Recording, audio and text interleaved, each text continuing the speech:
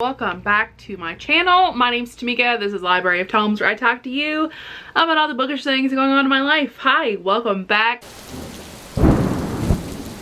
I had not a great reading month, but we'll talk about it. Welcome to my wrap up. We are gonna go kind of quick because there's not a lot for me to say about a lot of these books. The ones that I enjoyed, I really liked, but I only read 8 books in October, and 2 of those that I'm gonna be talking about, so 10 in total. 2 of those were left over from September. We're gonna go over them quickly.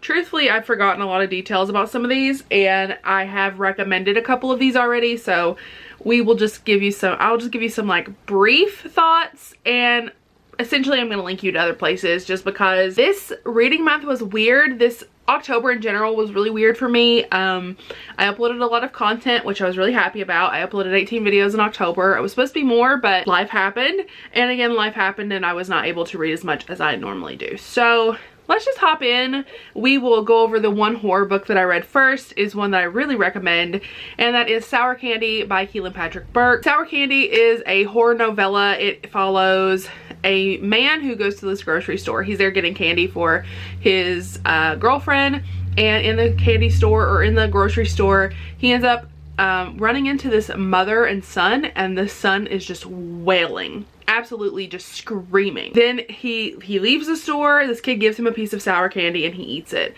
and then he gets in a car accident. The mother of the son was actually the one who caused him to have the accident, and the story goes from there. It's very creepy, it's very fun, it's very atmospheric, and honestly gave me chills, and I loved it. So I really recommend this one. I think I gave it 5 stars, and I would say that it stands up to 5 stars. So if you want to read a creepy book, a creepy novella, this one is on Kindle, and I do recommend you check it out. It's not in KU, but it is on Kindle. I will leave a link for it in the description if you want to check it out. I really loved this one, and I do recommend this one for people who like horror, or just like light horror, because it was definitely creepy, but I don't know if I would say it was like horrific, but it was definitely creepy. We're gonna rush through 3 really quickly just because I'm gonna link you other places and there's not much to talk about. So first we have Kissing the Coronavirus. This is a 16-page short story about a girl who's sexually attracted to the coronavirus. She's trying to make a vaccine and she falls in love with the coronavirus. I don't know how else to tell you what happens without just telling you to go check it out. Go check out Kissing the Coronavirus. It's absolutely hilarious. I talked about it in my Kindle clear out vlog. I'll link that in the description if you want to check it out. Then I also read 2 other books for a reading vlog. These were also very short.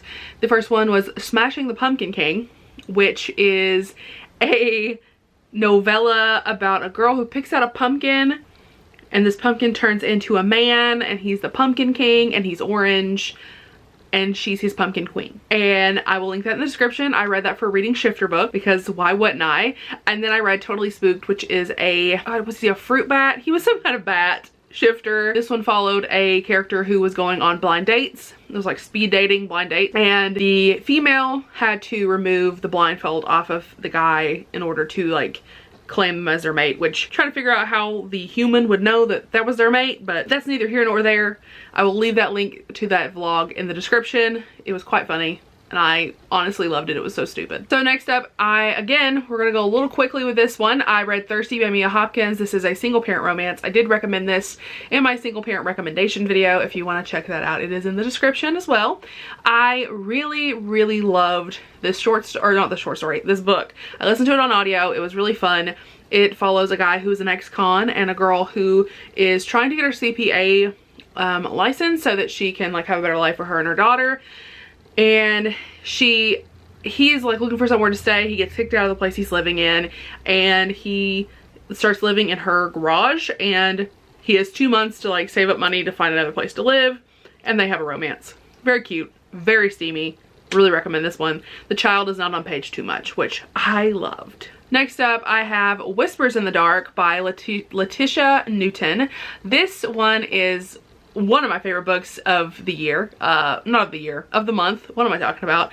This book was a lot of fun. So this was our Taboo Book Club pick, one of them. And this one follows a girl who is taken captive, and then she escapes her captor and is taken captive again. So she's really taken captive and she is tortured, absolutely brutally tortured, rape, physical violence. She has a forced miscarriage. She is just absolutely tortured, like starved a little bit, I think. Her friend is like murdered in front of her. Like it's tragic. And she doesn't fall for her captor's son, but they have a relationship and she kind of uses it to her advantage. So it's those years later when she finally is a serial killer herself, and the son of the captor comes and finds her and takes her captive. So she's captive twice. There's sodomy in this to a woman and a man. There is a lot of trigger warnings for this. I think I had a full list in my Goodreads, just my Goodreads review, if you want to check that out. So we're going to talk about a DNF, and this one I'm going to go really quickly with. I read 40% of On the Rocks by Candy Steiner, and I had to quit this one because there was emotional cheating. The characters, she is engaged. Our heroine is engaged to someone else, and she is over here developing feelings for a man who's not her fiance. They almost kiss. I could have let that part slide, but they almost kiss, and she leaves, right? But she just continues to be his friend, and I'm like, I'm not doing that. I'm definitely not doing that to myself. I hate cheating in books. I hate it, and I'm not putting up with emotional cheating in books, especially, so I DNF'd it. Next up, I have Faking It by Kay Bromberg. This book, I really liked it. So this follows a girl and a guy who, no names, I don't have names, okay? Just straight up don't have them.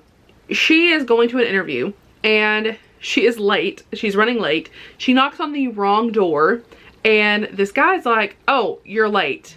And he like shoves his dog onto her because he thinks that she's like the dog walker.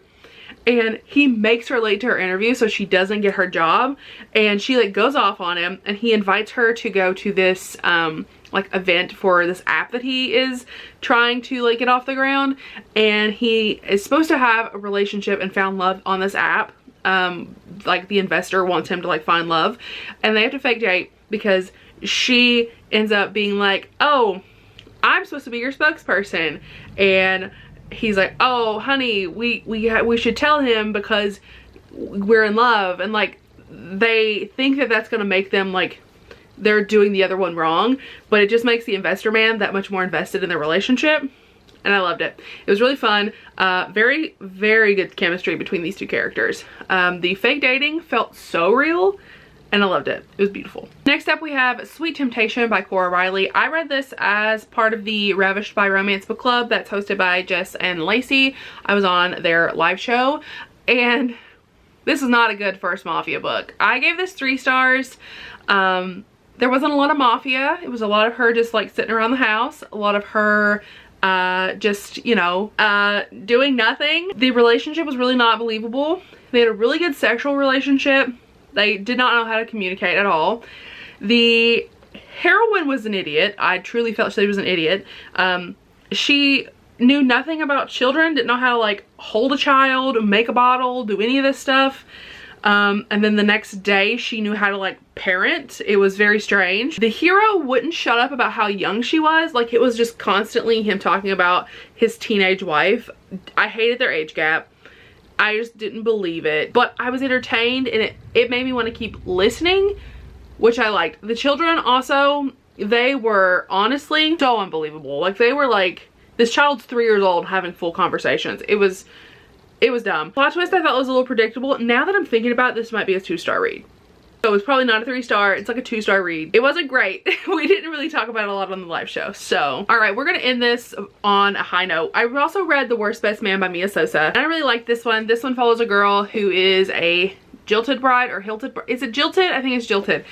Her husband leaves her at the altar, and she also is a very successful wedding planner. So 3 years later, she's offered this position at a hotel to like be a new wedding planner.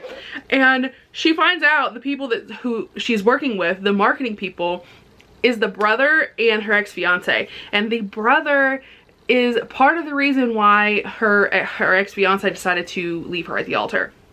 So it is a hate to love between the brother and her, and I loved it. It was so cute. I loved these characters. I loved their communication and the way they talked to each other, and I love that they transitioned from enemies to friends to lovers. Just really liked that. I really liked this story in general, and I really recommend it.